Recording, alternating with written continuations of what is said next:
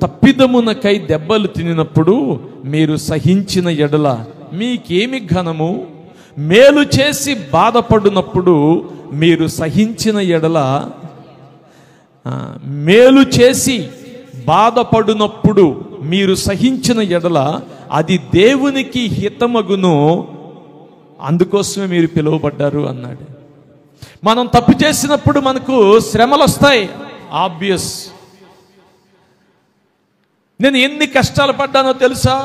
నేను ఎన్ని అవమానాలు పడ్డానో తెలుసా? ఎందువల్ల?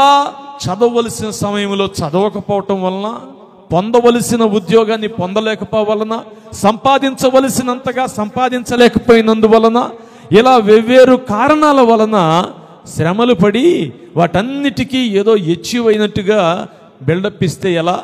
అక్కడేం చెప్పాడు? మనం తప్పు చేసినప్పుడు, పొరపాటు చేసినప్పుడు, దారి తప్పినప్పుడు వచ్చిన తిప్పల వలన క్రెడిట్ ఏమీ రాదు మనకు. మనము మేలు చేసినప్పుడు ఒకవేళ శ్రమలు వచ్చాయి అంటే అది మనకు నిజమైన ఆశీర్వాదం. అప్పుడు మనం ఓర్చుకోవాలి.